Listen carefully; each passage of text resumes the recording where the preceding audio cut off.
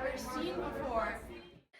After visiting California in 1842, Lansford Hastings hoped to take California from Mexico, so by publishing The Emigrant's Guide to Oregon and California, he hoped that Americans would flood the province.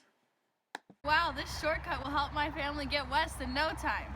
This shortcut will be the best thing that happened to my family. We'll be able to expand west and find new fortune. Kids! Yes? I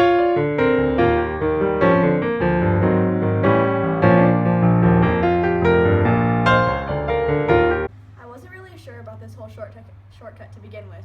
I mean, it was unexplored and untried, but I had no other choice because I had to listen to my father. So we started our trip in the journey west from Springfield. Ow, my head hurts. It's okay. The climate change west will help your headaches. On May 27th, the journey came to a screeching halt because of vigorous rains, stopping the journey dead in its tracks.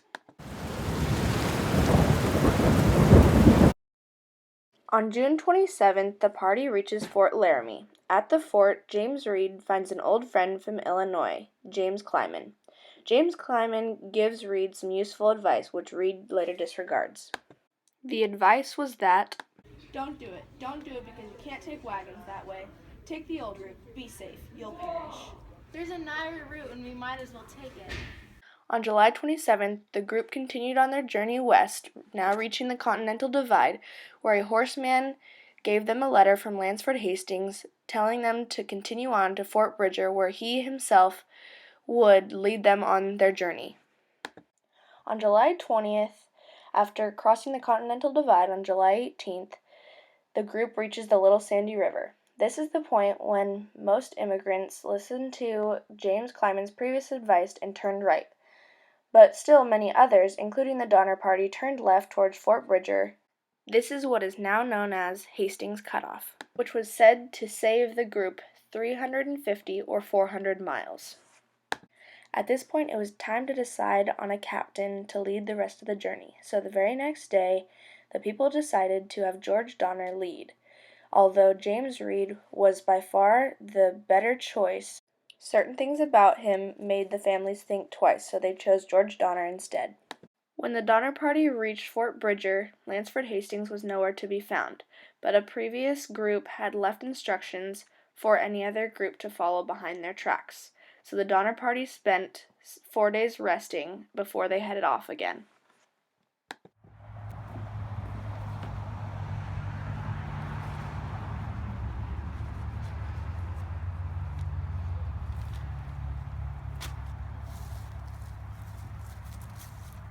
After leaving Fort Bridger on July 31st, the group came to a stop when they reached Echo Canyon on August 6th because of a note from Lansford Hastings, which read how tough the journey ahead would be. After James Reed took 5 days searching for Hastings, Hastings pointed out a more manageable route from a high peak, and the next day the group left into the wilderness. After reaching the Great Salt Lake and receiving another tattered note from Hastings warning about the dry land ahead, the group continued on what little food and water they had, unaware of what troubles soon would follow. Soon after, the group ran out of water and more oxen were lost. At this point, spirits were low. After losing 36 oxen and nearly losing several emigrants from thirst. After Reed stabbed Graves' wagon driver John Snyder, Reed was forced out of camp. On October 19th, Charles Stanton returned from Sutter's Fort with more food, 2 Indian guides, and news that the Sierra shouldn't be blocked with snow for another month.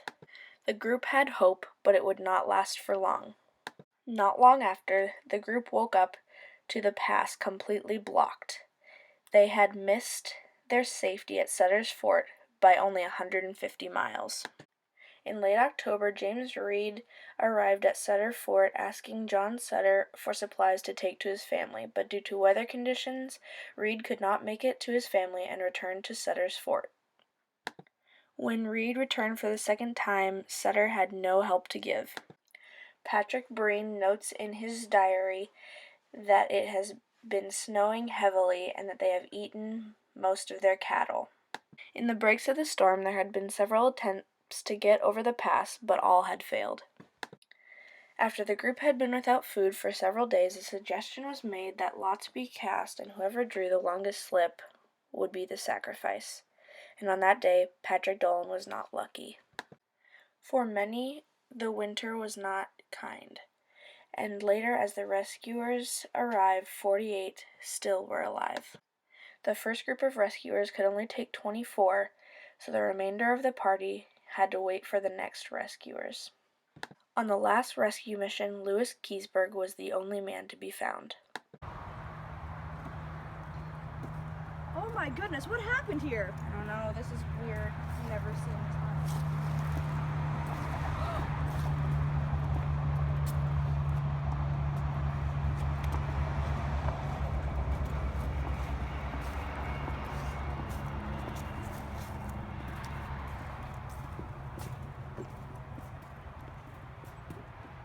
Most of the surviving members of the Donner Party settled into California, and Louis Keseberg often spoke openly about his experiences as part of the Donner Party, and eventually made his fortune by opening a restaurant in Sacramento.